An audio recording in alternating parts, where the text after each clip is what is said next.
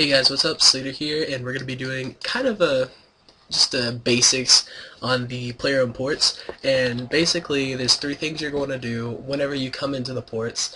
And first off, that's go over here to your west, and about where this port staff is right here, there's going to be a girl named Meg. Meg's going to ask you some questions whenever you say you can help her. And basically, how you answer those questions is what she is going to do in the events that she's asking you about. And depending on how she does, you'll get a reward for it. So you can get XP rewards, you can get real like Runescape money rewards, stuff like that. And from there, you're going to head north. And talk to the Black Marketeer. He has a bunch of different resources that you can unlock, I'm assuming, as you advance this building. But when you start off, you can start buying bamboo from him, and also you can buy coins and stuff. I think it's just random. But you buy these things from him for in real game money. So yeah, that's two things you're going to do every day. Next, you're going to want to go to the clan roster. On the right, you're going to have captains available and stuff like that. And then you're also going to have people that you can buy below it, so more crew members. There's free ones like the Stowaway, and what was the other one? It's this one right here. You can have others like the Stowaway and Smuggler. They're actually free to get. And they kind of help you out at the very beginning, so I suggest getting them. But, for instance, a better version of the Smuggler would be the Catherby Fisherman, which I'm going to be buying later, just simply because it has 150 seafaring, whereas the Smuggler only has 100. I think that's, yeah, okay. But anyways, another thing I want to point out is ones with hybrid skills, like this first mate right here with 50 morale, combat, and seafaring. That's pretty good, because as he levels up, those will level up kind of evenly, and that's the kind of thing you're going to want to have in your crew sets. Also, the Dwarven Engineers, because the Dwarven Engineers have 400 speed starting off, and that's going to decrease your voyage time by a lot, so it's really worth getting. Another thing to point out is the differences in the crew members. So the ones that have blue caps, those are going to be your ones with seafaring skills. The ones with the red caps are going to be the ones with combat skills. The green caps are morale skills, and the ones that don't have a cap are what I call hybrids. So, which that's what they are. As you see, this bamboo garden down here, it doesn't have a cap. It's just not denominated. Same thing for this first mate. And as you can see, it has skills in two different things. So yeah, those are really helpful, and I suggest getting them. Okay, so down to setting off voyages. The first thing you're going to want to do is go to your voyages and choose which one you're going to do. The ship that I have that's crashed currently had pretty much all my seafaring crew members on it, so I'm going to want to look for something else. Wow. This one right here only requires 600 seafaring, 600 combat, 600 morale, and then this one right here requires a high combat. So as you can see, it's only 70%, so I'm going to choose that one. That way I can show you guys how to maybe make that better, hopefully.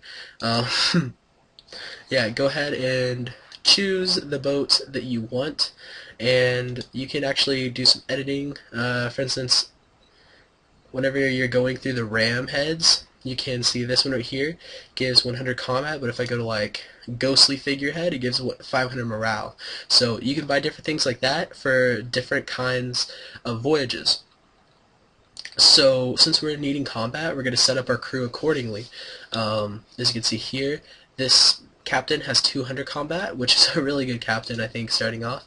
And so you're going to basically switch out and get the highest combat bonus you can. So I'm putting all my combat guys in there. As you can see, it says I have a 100% of success. So basically the reason being is because it showed me in my adversity under voyages that I needed a certain number of combat to have 100%. In this case, the number was 800. So you're gonna use your applications on your boat and other upgrades that you've done, including your crew members. For in this case, combat crew members, and you're gonna be able to put together good setups for your character. But also, you don't want to overdo it. So as you can see, I have 3 morale people left. So I already had 100%. So maybe I could put one of my morale people in there, maybe this lower one, and I still have 100%. But it gives me a combat member for maybe another voyage that I'm going to send off. So that's kind of how you're going to want to set them up. Pay attention to those bars and get as close to 100% as you can. But remember, you want to try to send out as many voyages as you can. So what we're going to do now is push start voyage and confirm. So as you can see, because of my speed bonus of 785, estimated time of arrival for the voyage to be finished is 16 minutes, which is a really good time. And for 100% chance of being completed, that's awesome. So basically, that's the way you're going to set up your voyages. Just pay attention to those adversity bars, and I'll show you again. Oh, my bad. Pretty sure I clicked on the wrong one. Yeah, there it is. Voyages. So, for instance, X marks a spot here. You need 800 to get 100%. You need 800 morale, combat, and seafaring. Just get as close to those numbers as you can. But remember to space it out. So you might have 100 morale, but if you're really lacking in the combat, try to get some combat crew members in there to kind of just boost that up a little bit. But also, if you can't really get a good percentage on your success rate, then don't be afraid to get rid of it. I'm not going to show you right now, but at the top right, you can see there's a re-roll. And basically what that means is you push that and it replaces it with another one that you have access to today. But that's pretty much about it.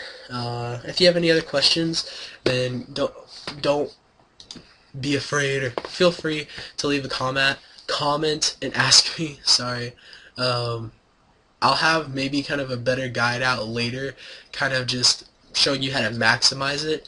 And since I'm getting started earlier on with this player-owned ports, then I should kind of have a leg up, and I should be able to get you a guide. I'm not going to make any promises, but I'll try to get it as fast as I can. So I hope that helped anybody out. If it did, leave it a like, and go check out the rest of my channel, because I'm sure you guys are going to find something that you do like. So thank you guys very much for watching, and I'll see you guys in my next episode.